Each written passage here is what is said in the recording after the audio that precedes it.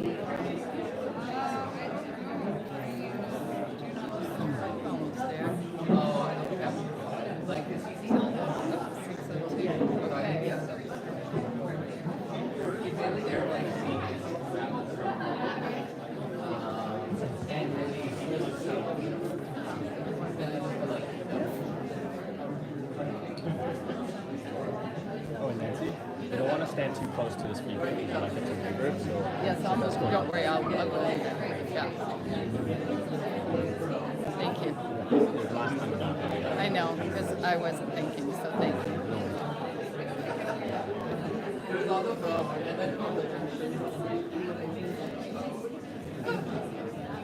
Good evening, everyone. Hello. Good evening. Hi. Hi. My name is Nancy, and I want to welcome you to Inform. It's a great turnout. It's wonderful to see all these people interested in what we're doing here. I want to thank my staff who are just incredible doing this. I mean, by the time I got here this morning, the chairs were in, everything's moved. I mean, it's just like, it's so incredible. I guess maybe it becomes not a habit, but just a rhythm. So we're in the rhythm, we're in the groove. So, and we're starting to set up talks for the fall. I think we're gonna take a hiatus probably after this. And although we're opportunistic, if someone good comes to town, we're here. But hopefully we can take a little hiatus, makes it a little easier on the staff when people are on holidays and all that. and then we'll be added in the fall again, which is great. So, Lyle, dear Lyle, you're all here. Does everybody know Lyle? You've all met him and all that? Then what can I say?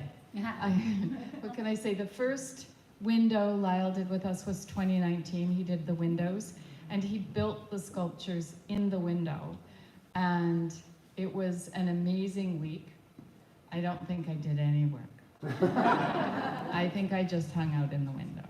It was such an amazing experience. I met you through Jose, Matt's wife, Matt of Light, Andy Light. And she said, I have this friend you just have to meet. You just have to meet. And then all of a sudden there was the movie and there was all this stuff happening and it was just like crazy. And then you were in the window and it was like, so incredible to just spend time with one of the most generous, adventurous, brave, lovely people I've ever met. So sweet. And we also have the same dress sense, as you can see. We did not talk to one another about our clothes today, about what we were wearing. We have a vibe, yeah, exactly. So these windows have just been so incredibly well received. Kaido on our team, I have to thank you especially for the work you put into the installation. Such a brilliant way of making these very complex things not seem overwhelming. Such a beautiful install, so gorgeous. And yeah, so intriguing. The rubbies that have stopped on the street and they're talking to one another and asking questions and then say, do you want to come in and look more? No. You know, they're just intriguing pieces. And that's the way the other pieces were too. They're really beautiful. So from now, I'm going to let Lyle go from there. Thank you, Nancy.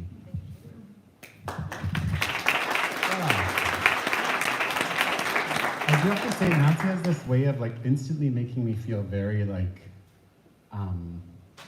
just emotional, and I feel super connected to her, and we had a very instant connection right from the very beginning, and I just love that the relationship has continued, and you know, she comes to our cabin and we kayak together and all of that good stuff, and out on the water just like having good conversations about life and about art and all that stuff, and all of it is very appreciated, and Niels is there as well.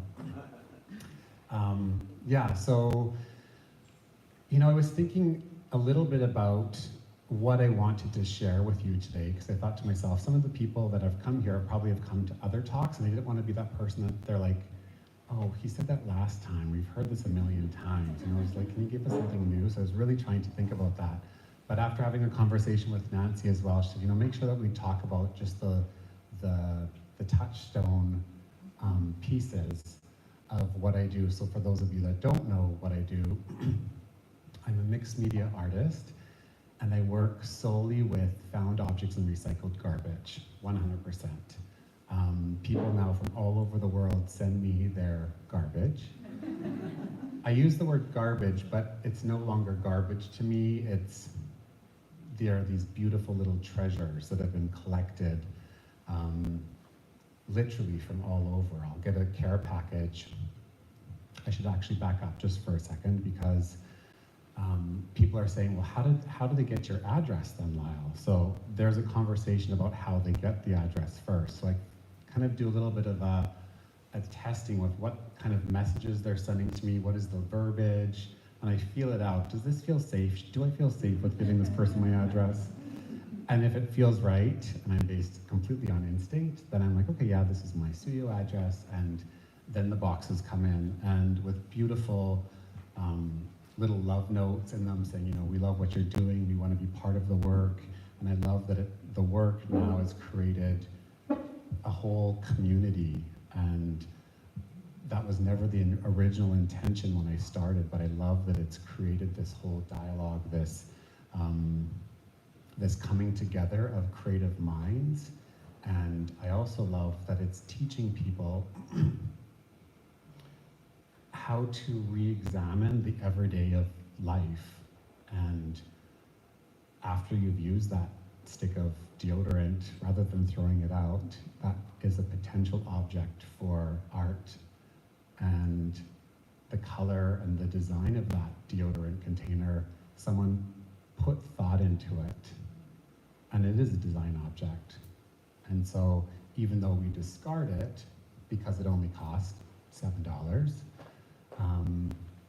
I feel that there is potential in all of these objects. And I've become incredibly passionate about it. So I love that that whole story now is being passed on.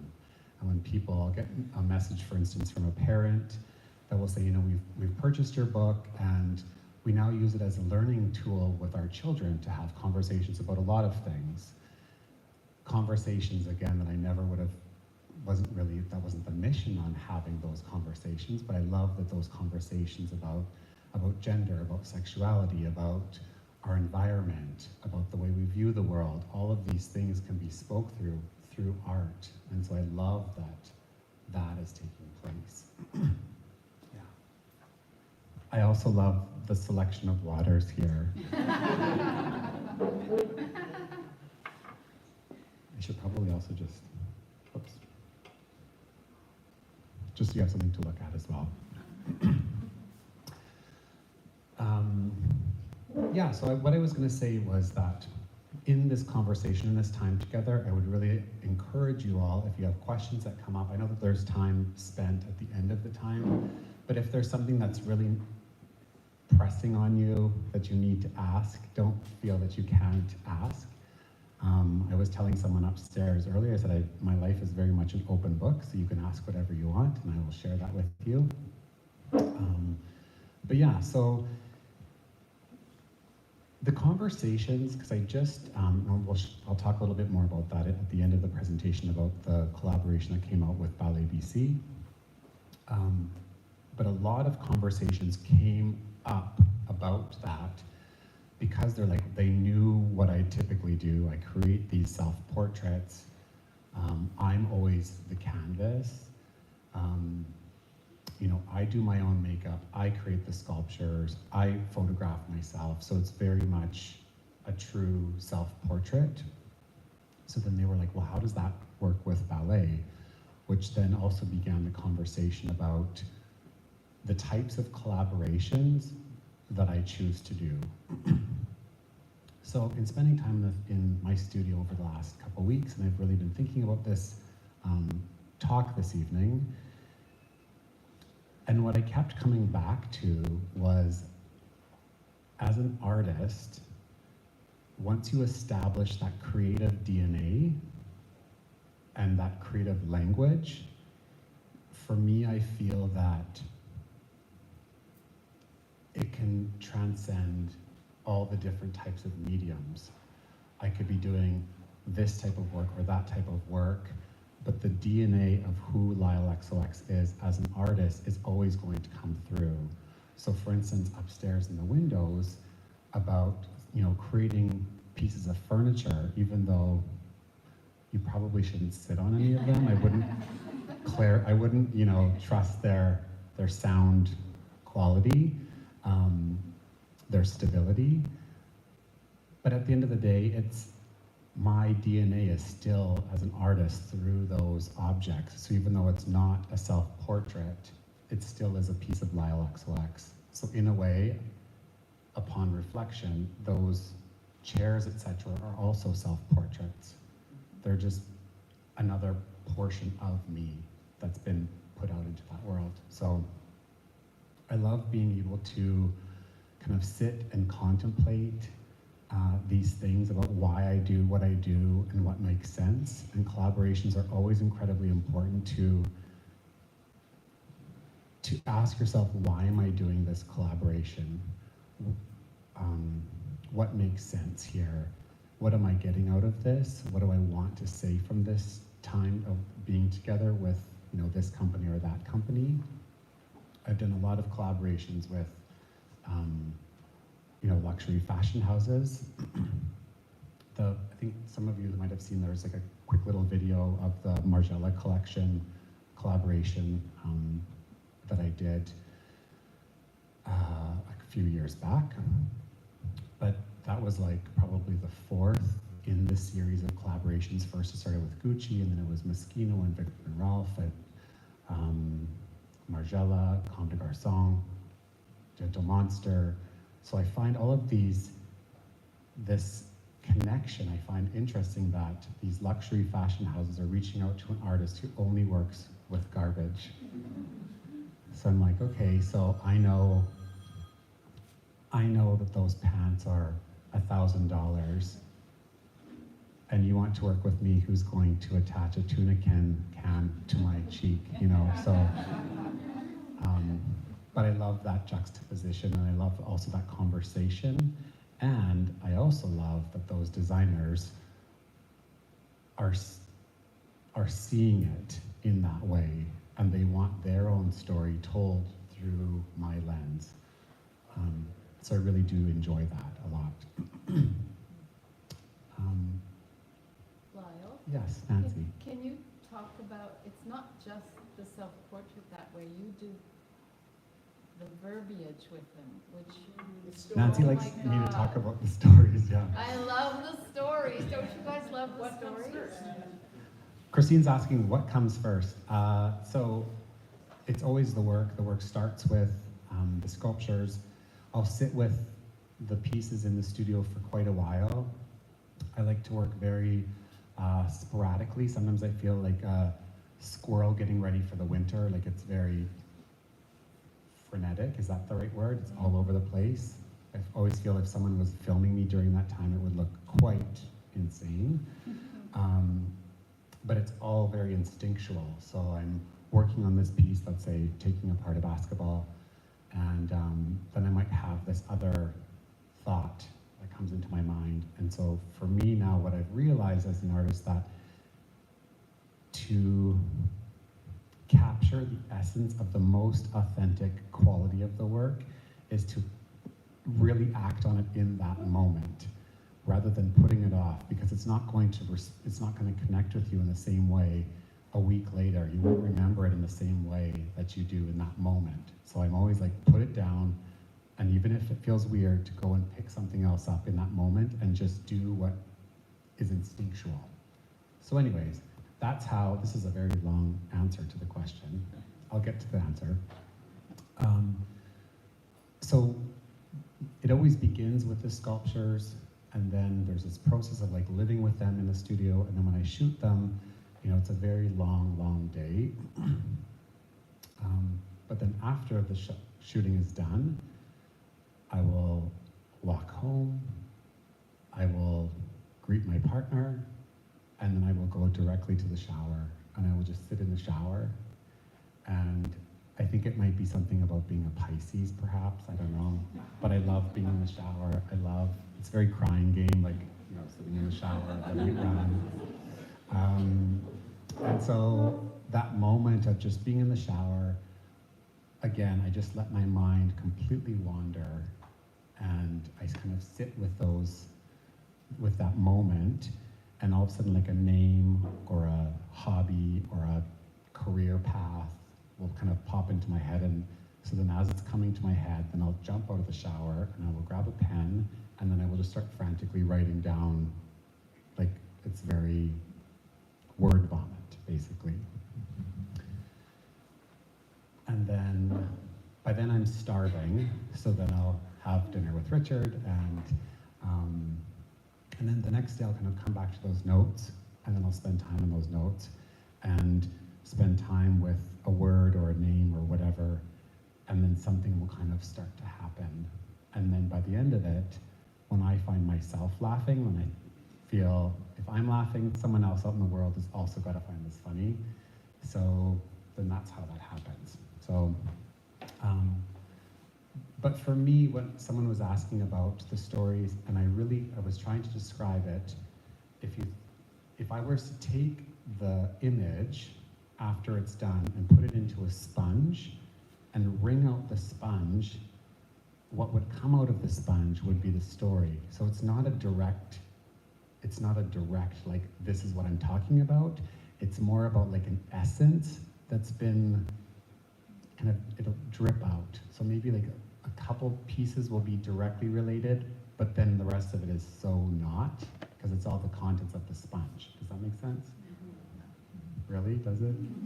In my mind, it makes crystal clear sense, but I can see some of you are like, uh-huh. Yeah, so the stories, and for me, it's just another layer of the work. I think we're all very multifaceted humans, and so for us to always be serious or always take art seriously is one way of looking at things, but I like to inject humor into it because also when I'm creating specific pieces, some of the pieces are incredibly personal to me, incredibly emotional to me. And there's been pieces where I will literally be working in the studio and the tears are just streaming down my face, thinking about why I'm making that particular piece, or, you know, the complexities of life, the hardships of life, and the traumas of life, and all of that's getting worked right into the piece. And a lot of those very, very personal stories, most people will never know what actually went on behind that. And so to be able to layer a humorous story also feels quite therapeutic, to bring that sense of levity or lightness to it. Feels very good. So I'm always grateful when Nancy's like, I love the stories, so thank you. Sorry? Difficult to explain. It's difficult to explain? Yeah, but I mean, does it make sense? Yes. Yeah.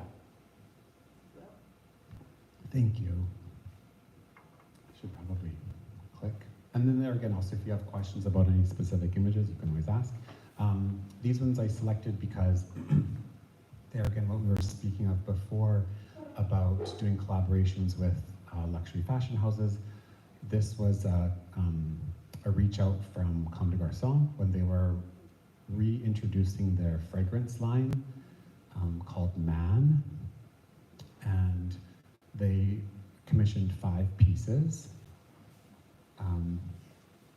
And it was about maybe 2 weeks before, about 2 weeks before it all happened. I was riding my bike from the studio and a car hit me. And that was quite traumatic. And then just totally dashed off and left me there on the street, like all like, you know.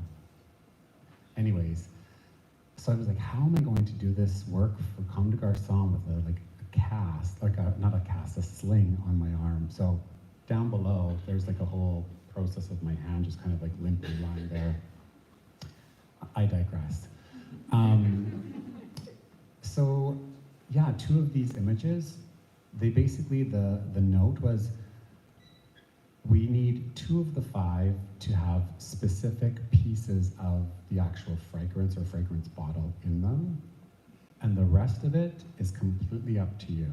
So in my estimation, that is the best kind of creative brief you can ever get, because it allows you to have complete freedom. What that also said to me though was that here is a brand that truly appreciated my work and felt that there was trust that they could say, we're giving you carte blanche to do what you do. And as an artist, that's a really great feeling to just feel that from a company that has such a huge reputation and a company who I have great respect for as well. So the one on the right here, all in white, if you look really closely, you can see the liner notes of the fragrance that have been like peeled off, and I soaked them in water and then like painstakingly like lifted the text from the containers. Some of the actual styrofoam pieces are pieces from the fragrance bottle. And then I also decided to take pieces of a t-shirt from my father. And my rationale for this was that, first of all, he would have no idea what or who Comme des Garçons is. And so I love that his old painting white t-shirt that he has literally like drawers of white t-shirts. Every time I come home, he's like, Lyle, do you need a new white t-shirt? And I'm always like, okay. So he always has these white t-shirts there and is bringing that world of his, living in like small town Saskatchewan, and pairing it with this luxury fashion house. So yeah, that's the story of that one. And then the one on the left is, I have been obsessed with patinaed rooftops since I was like a little kid. The color of a patinaed rooftop for me is just breathtakingly gorgeous. And so for me, I wanted to take all the objects that had come into the studio and give them a bath of paint that spoke to that color of patina. The reason why I wanted to use patina in this particular instance was that I think maybe it's also because as I'm getting older, the concept of age is really resonating with me a lot lately. And I think that in our youth-obsessed culture, we so often forget about the beauty of antiquity, the beauty of aging. And so all of the found objects have already been discarded, have already lived their life. They're done now, they are discarded, they're old. Just like how on a rooftop, it was never designed to be that particular color. It was meant to be shiny and bright and new and virginal almost. But with age, you get this really beautiful patina. And for me, that's what's the most beautiful part of it. So taking all of these objects, attaching them to my face, and then I really enjoyed the process of doing the makeup in this particular one, of like watching the paint just drip down my face, and then doing layers and layers of paint and just letting it flow, was really quite therapeutic. So, yeah. How did they use the work? They used it for like social media and for like print. So it was very much like a kind of like a, if I can think of a pop-up, like a splash campaign, because their fragrances are already so successful. So it's just more about like kind of re-injecting a new life into it. This also came at a time when we were just kind of in mid-COVID, and I think a lot of brands were panicking. They were like, how are we going to do the things that we used to do, that we would normally, like, you know, fly someone over to Paris to do this and that. It was like, okay, well, who do we want to work with now? And it kind of just opened up this whole other can of worms. So, yeah. Is there any other questions so far?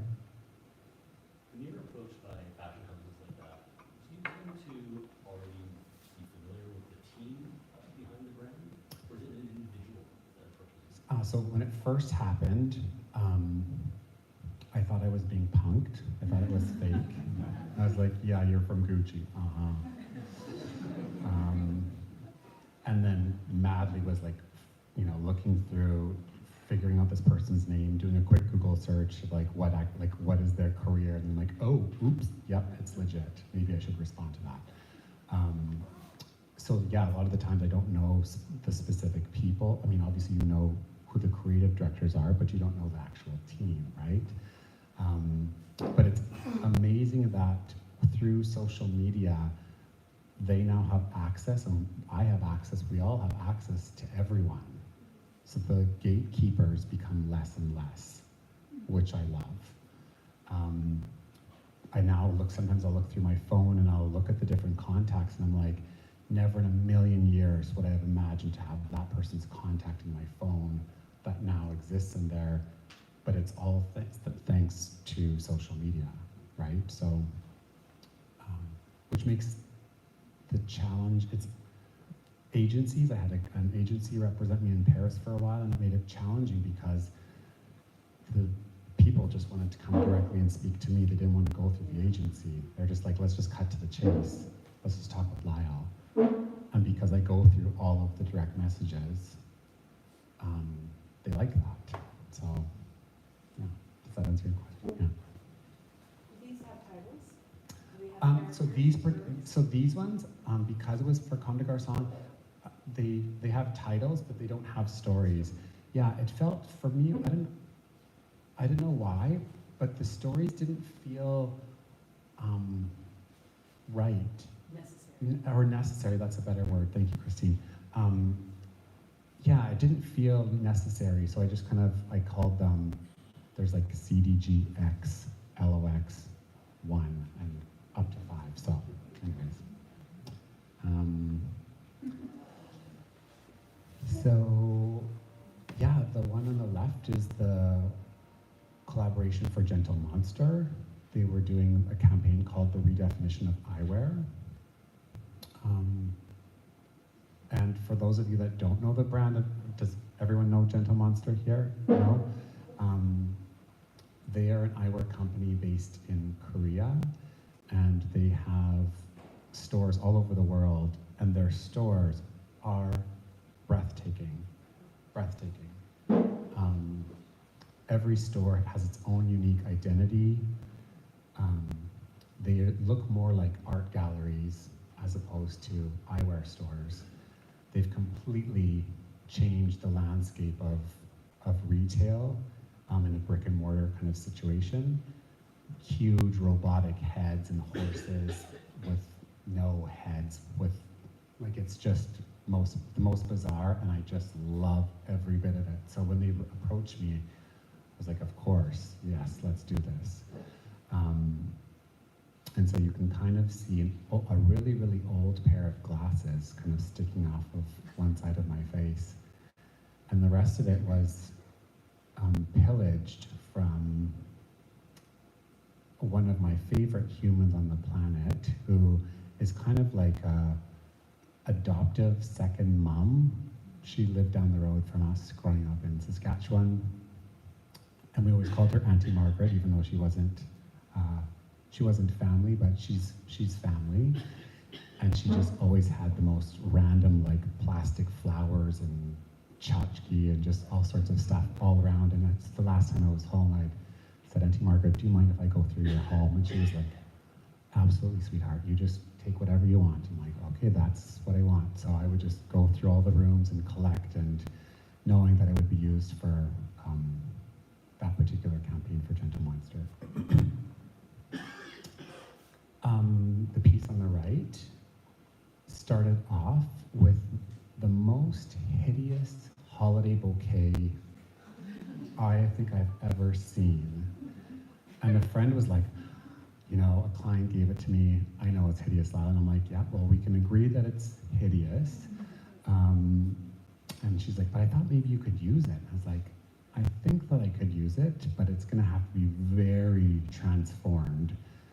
And so I took apart this floral arrangement, and it began this whole journey into this world of kind of weird organic life, dipping them in paint and putting them in foam and clay, etc., and completely altering the existence of the found objects. But and then this piece, if I'm to be completely transparent with you all here, was very therapeutic for me, because if you look very closely, I wrote a lot of messages to a past relationship. And it felt really quite good to write things that one wouldn't say at a dinner table in front of your parents. But it felt really good to put that onto the piece and get it out there in a very therapeutic way. So I was imagining at one point, if my mom was to ever like take a microscope and start looking too closely, she might kind of be horrified. We won't tell her that though, right? We'll just keep it a little secret. But there's something again about the power of art and how incredibly therapeutic it can be for yourself as an artist to get all of those, for lack of a better word, demons out. And so there is this beauty about the piece in a sickly kind of way. And if you look closely, there's also kind of like anatomical looking parts there, also for a reason. Dot, dot, dot. See, you're writing the story. You're telling us it. Yeah, so art as therapy is a really beautiful thing. That's all I'm gonna say. Oh, and then there's a video here. So this video was with a photographer who I've loved. His name is Solveig Sandsbo. He's based in London, and he had been following my work for a while and said, you know, I really want to work with you. And you know, they talked about doing an editorial for V magazine, and they said, we want you to actually like wear the garments of clothing and then do your own facial sculptures to go with the actual clothing. So once that was all signed up, I began the starving myself process so I could fit into the clothes. I just a little bit, not really, but a little bit. So I'll just play this. Oh, I don't know if that's supposed to be their Christian, but can we make that go away? Sorry. There we go.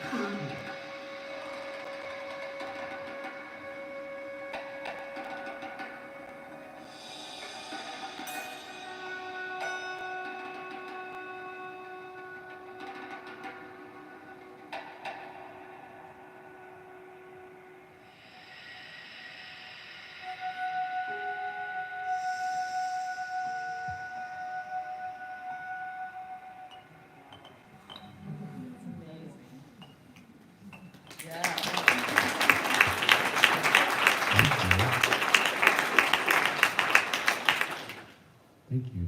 That's lovely. That experience was really quite fantastic. I was working with someone who I had so much respect for and love. And the team was so incredibly professional, because being in my own studio when I shoot, it's basically me. I have an assistant that comes in when I shoot, but it's not this setup where you have multiple people for multiple jobs.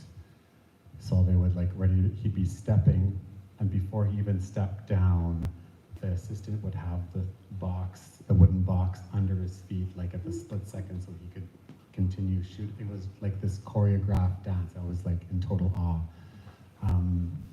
It was beautiful. It was exhausting. We would start work at like 7 o'clock in the morning, and I'd work till about midnight. And when everyone else is taking a break, eating and drinking, I'm removing in the shower and getting ready to go into the next look, maybe squeezing in an almond. So by the end of the day, you're totally wiped, and yet you feel completely charged because you've just totally given yourself over to this experience. And then the work, the way they put it together was so beautiful. And they said, you know, wow, this was such a beautiful experience to work with you. And they said, you know, our last client, it was a very different experience, also beautiful, but just totally different. I was like, well, who was the last person? And they said, Celine Dion, who I love. And then I was like, oh my gosh, Celine was here, like, you know, literally like a week before. Anyways, so yeah, that was a moment there.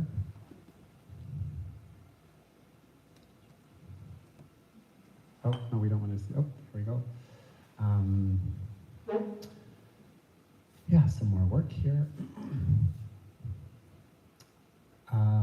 I'm just going to speak specifically about the one on the right. This particular piece, Christian Lacroix owns it, and over the last few years, we've developed this really lovely relationship, and every week or so, I'll get a message from him, and every time I see a message from him, my heart kind of like, you know, like it's Christian Lacroix, and he's so lovely and kind and sweet, and is very supportive, and so he owns this particular piece. And that piece, in regards to what Nancy was saying before about the humorous stories, this was one of those pieces, besides the Comedy Bar Song Collection, that I didn't do a story for, and the specific reason was this is a true tribute piece. My childhood girlfriend, I use that term very loosely, but everyone's like, they're gonna get married one day. Keep dreaming. She was my childhood girlfriend, and we have all these pictures of us like under the caragana bushes making tea parties, and super cute and innocent. And then her life was taken from her when I was an adult, and she's been gone now for 14 years, 13 years.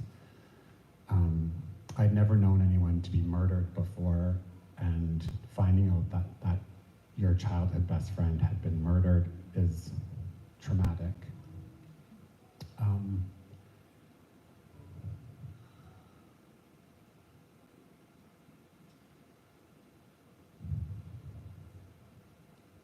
So going to the funeral was really hard. And then I didn't go to the grave, and I didn't go to the grave for many years afterwards. Until 3 years ago, I went home, and I decided that was the year that I was going to go to Andrea's grave. And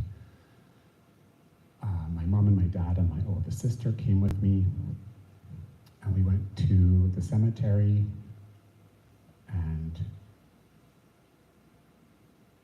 you know, in the Saskatchewan weather, it's a very harsh climate, and the wind is intense, and the wind had kind of stripped the different parts of plastic flowers that had been put on other people's graves, and so there was this sprinkling of like flowers and colorful paraphernalia that was kind of scattered all over the ground, and a lot of it was right around Andrea's grave. And so I decided that I wanted to pick up all of those little pieces and fill my pockets with them and bring them back and create a work for her.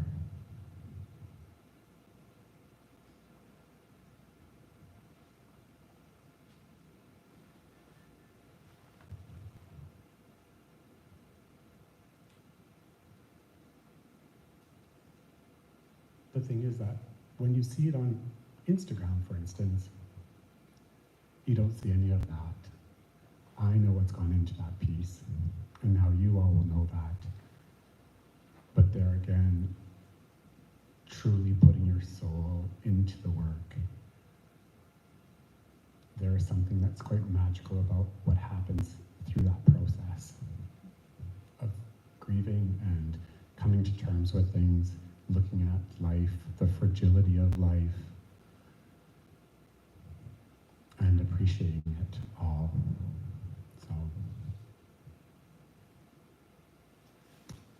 yeah.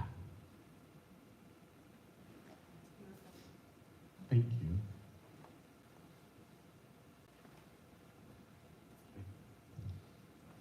I think that, oh, yeah. So the next one, can I have a tissue? What a horrible thing to ask for. So, we'd already started having a conversation upstairs with a few of you about the collaboration with Ballet BC. The conversation started with the creative director, Mehdi Walerski, about 2 years ago. And so 2 years of conversations and dinners and going for cocktails. And thank you so much, Christian. Sorry, I hate that you guys have to see that. So yeah, about 2 years ago, we had all these conversations, which then over the time, as collaborations sometimes go, it kind of culminated into this particular work. I spent about 6 months creating the actual full body sculpture that was going to be worn by a dancer. As much as I would like to think that I would have a body like that, it's, good Lord. Yeah, next level. Anyways, again, all of the found objects came from all over the world, including our backyard. And it was really important for me also to have pieces that came directly from the people of Ballet BC. So the different dancers, the people that worked there. I wanted all of their DNA to be part of the whole sculpture. And then lovingly painted everything white, and then gold, and then more gold, and then gold leaf. So it was about 6 months of a lot of work with gold. And then all of the little mirror pieces came from a discarded disco ball. And I love that whole story of like a disco ball being incorporated into this piece that was going to be used in a ballet. And then broke up all the little pieces after I'd like taken off each square of the disco ball, smashed them up, and then scattered them throughout the piece for light, etc. This collaboration brought me so much joy. At a time in my life when I really needed it the most, it was just there. And I just poured so much love and passion into this particular work, which felt very lovely to do that. And then to see it kind of come to life on an actual dancer, the very first time I watched it, this should come as no surprise to you by now, but I just totally cried. And was very emotional just to see it in real life. It was quite beautiful. So collaborations are important to do them when you feel a connection and when you feel passionate, regardless of the medium, whatever that is. And this was one of those. It just felt so, I felt so connected to it that it just felt right. So there's a very short little clip here, and then there's a few pictures that I wanted to show you as well.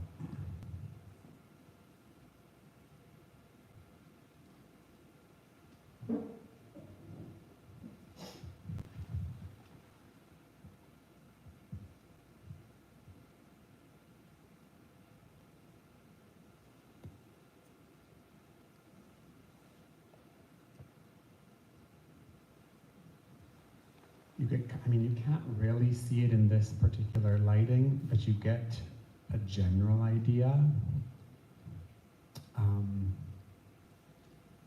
The middle image there, I look at it, and was an old book, and I knew that one of the first questions that Mehdi was going to ask was, he was like, well, what book is that? And that's how we think. We want to know there is a method to the madness. And I said, well, that is a very, very old copy of Alice in Wonderland. And I loved that whole story being embedded into the work. The main base, as you saw in the dancer kind of moving, the main base was discarded hockey equipment. I have a very, not a great relationship with hockey. Also, should not come as a surprise.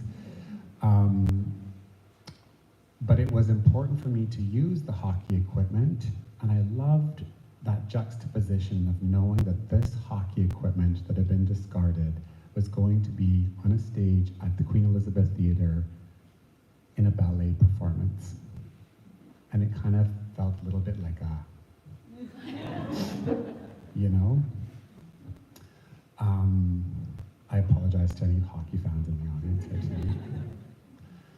So, you know, creating all of the pieces on the top over on the left-hand side there, on his head, on the dancer's head, was this hockey glove that sat on the head and then was adorned with, you know, crushed pop cans and an old horse statue toy, children's toy, and feathers and old lace and an old discarded brown, hideous brown sweater from somebody. And so all of these pieces were lovingly selected and then compiled, and I love that concept of bathing them in gold and making them like rich and regal, knowing that they were garbage. So, yeah. With this one, you have to really think more about weight and what is their That's a great question, and yes, that is 100% true. I was thinking so much about weight and the mobility of the pieces. We talked about wanting the dancer's hands to be really long, like super extended, very like unhuman, otherworldly, and so creating all of the pieces that would hang from his hands that still felt light enough to be able to move them and still have like mobility. So there was a lot of processing, because typically when I'm doing it on myself, it's like it's there, it's in a moment, and then it's done. And so for this to be able to know that everything had to be articulated and movable definitely was part of the equation, for sure. Did you find that you had to do quite a few iterations until you got what was movable, or? No.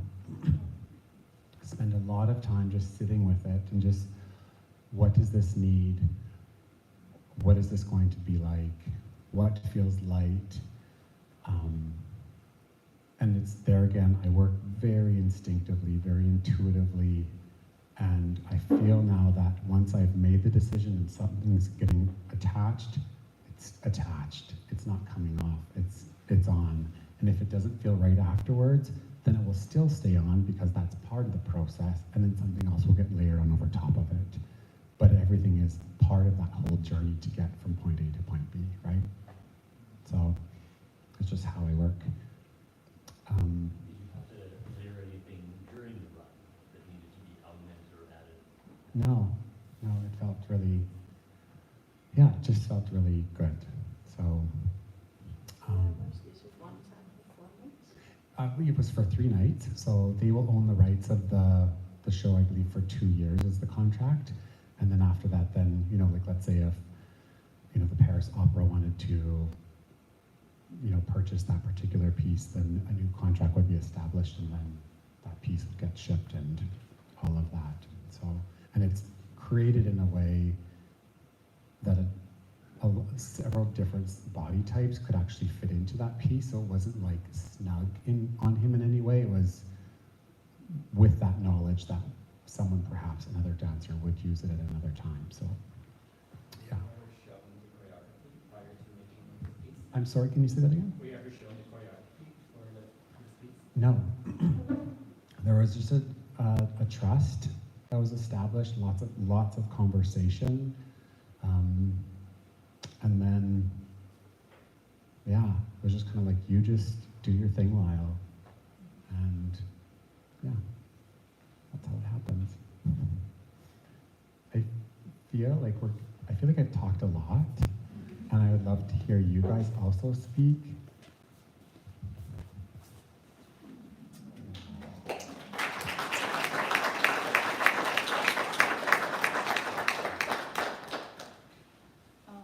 Do you think it would be nice for people to mingle and come and talk with Lyle as opposed to holding a microphone?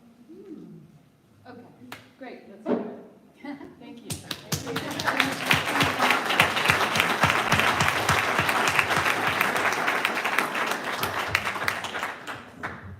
Okay, well. XOX. Thank you.